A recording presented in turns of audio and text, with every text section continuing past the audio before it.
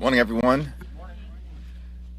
House Democrats are continuing our efforts to fight for the American people, to put people over politics, to lean into the issues that everyday Americans care about: lower costs, better paying jobs, safer communities, defending democracy, fighting for freedom, protecting the public interest, and ensuring economic opportunity in every single zip code. House Democrats are here to fight for everyday Americans. Republicans continue to spend their time fighting each other for power, position, and over personality. It's our hope that we can find common ground. We continue to extend the hand of partnership to our colleagues on the other side of the aisle, but implore them to focus on issues that the American people care about. Let's work together. Following the leadership of President Joe Biden, whose record continues to move things in an incredibly positive direction for the American people. Wages are up, inflation is down, and more than 10 million jobs have been created under the leadership of President Joe Biden.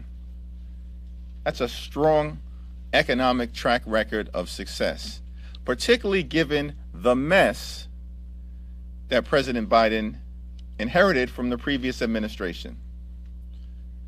But instead of trying to find ways to work together, my colleagues on the other side of the aisle continue to lean into an extreme MAGA Republican agenda, which seems to be focused on trying to investigate the president's family, not make a difference in the lives of everyday Americans, and that's quite unfortunate. Questions? Heather? Yes, sir. George Santos, one of your delegation members, so far 5 Republicans have called for him to resign, including 4 in New York. Do you think that he should resign, and do you expect Democrats to try to take any action to force some kind of House impeachment for him? Well, the spectacle that is George Santos speaks for itself. He's a complete and total fraud, lied to the voters of the 3rd Congressional District in New York, deceived and connived his way into Congress, and it's now the responsibility of House Republicans to do something about it. There are ongoing investigations. The Nassau County District Attorney investigating George Santos. The Queens County District Attorney investigating George Santos. The State Attorney General investigating George Santos. Apparently, the U.S. Attorney from the Eastern District of New York investigating George Santos. Brazilian authorities investigating George Santos. And ethics complaints have been filed calling for an investigation of George Santos. This is not a partisan issue, but it is an issue that Republicans need to handle. Clean up your house, and you can start with George Santos. Have you made a decision as to whether you'll appoint members to this church select committee? We're still evaluating the dynamics as it relates to Select Committee on Insurrection Protection, which seems to be designed to obstruct justice and execute upon an agenda that many of my Republican colleagues have said is anchored in ultimately wanting to defund the FBI. Again, why don't we anchor ourselves in this Congress in fighting for the priorities of the American people? Address quality of life issues, try to continue to improve public safety, deal with cost of living concerns that everyday Americans have. That's the focus of Democrats.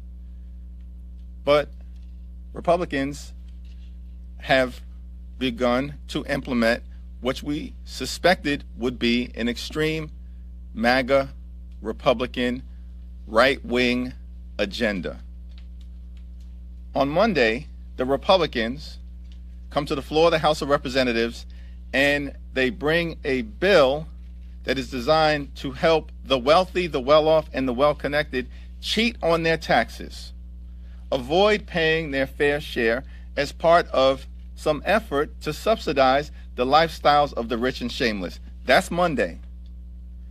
Then on Tuesday, empower a select committee to obstruct justice and protect insurrectionists as part of this journey to ultimately defund the FBI. And then on Wednesday, they made it clear they're going to do everything possible to impose a nationwide ban on abortion, detonate reproductive freedom, criminalize abortion care, and impose government-mandated pregnancies on the American people.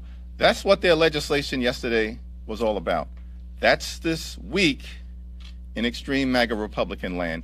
It's quite unfortunate. We remain committed to trying to find common ground to solve problems that the American people care about. We also remain committed to a woman's freedom to make her own reproductive health care decisions. That's a big difference between House Democrats and the extreme MAGA Republican agenda. Back to the other side, back. Yes, Mr. Jeffries.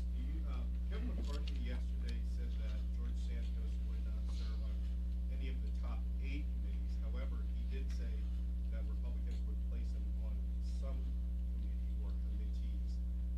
Do you have any national security concerns about Mr. Santos serving on committees, given that, even T&I has oversight of things like the FAA? We saw a major airline issue pop up yesterday. Agriculture has jurisdiction over food safety, things like that. Do you have any national security concerns about George Santos serving on committees? Let me simply say,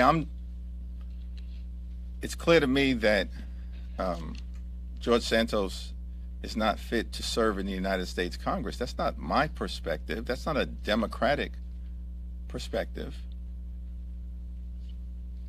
3 to 4 of my Republican colleagues, his next door neighbors in New York, have said George Santos is not fit to serve in Congress. Now, it's interesting because many of us are wondering, how did Republicans let this happen? How did you get behind someone like George Santos, who is so clearly a fraudster? Santos didn't even have a Republican primary. Think about that. He didn't even have a Republican primary. They cleared the field for him, and now they're running away from him. But why did you clear the field for George Santos?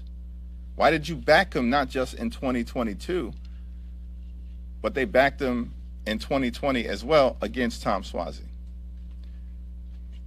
Mr. Jeffries, you talk about this being a responsibility of the Republicans to clean up their house, as you say. You're now the Democratic leader. You could offer a privileged resolution, which would not even have to sit over because you're the minority leader, to refer him to the Ethics Committee, expel him, reprimand, expulsion, any of those things. Why would not Democrats, if you feel so strongly about Mr. Santos, not try to take action for the integrity of the House?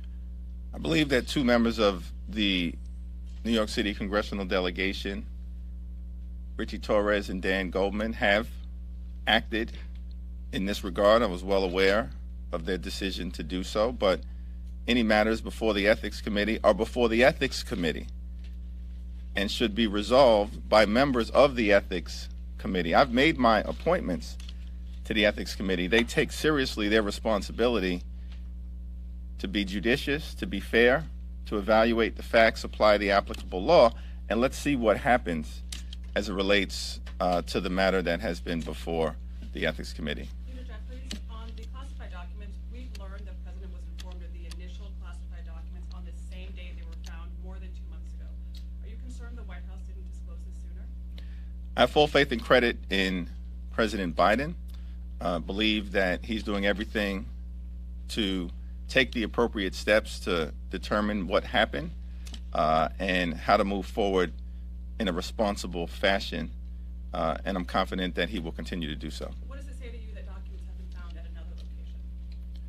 Again, I haven't been briefed on the full set of facts in this regard, but I have full faith in President Joe Biden. Leader Jeffries, so earlier this week, Congressman Fallon introduced articles of impeachment against Secretary Mayorkas for border security issues. The repeated now Biden documents, the drumbeat now. Marjorie Taylor Greene said yesterday we have to impeach him too. Are House Democrats prepared for another round of impeachment against myriad Biden administration officials, or is there anything that can be done to keep a lid on that now? Yeah, House Democrats are prepared to continue to fight for the American people, for working families, middle-class folks, senior citizens, young people, veterans, the poor, the sick, the afflicted, the least, the lost, the left behind, everyday Americans. That's why we come to Washington, at our core, to make life better for the people. That's what unifies House Democrats. That's what we believe in. Those are the challenges that we, as members of Congress, Democrats, Republicans, Independents, all of us should be tackling together. And it's very unfortunate that we've seen this extreme MAGA Republican agenda, which is apparently anchored in impeachment and investigation, focused on witch hunts, not working families. We're going to keep our focus on working families. 2 more questions? A follow-up on immigration. Senators were just there. President Biden was just there. It seems like there's some momentum. Is there any discussion in the House between Democrats and Republicans about immigration solutions? Well, it's my hope that we will tackle our border situation and the need for comprehensive immigration reform in a responsible and bipartisan way. We as Democrats stand ready to have those conversations with our colleagues on the other side of the aisle. Many of my colleagues on the other side of the aisle seem to want to politicize the issue, not solve problems. But if there are responsible individuals who want to tackle these challenges together, we stand ready to do that. Going back to committees for a second, have you given any thought to Kevin McCarthy's threat that he would remove certain members of the caucus from committees if you, if the Spirit Committee puts them forward, Ilhan Omar, have you given any more thought to how the Democrats will respond to McCarthy's threat?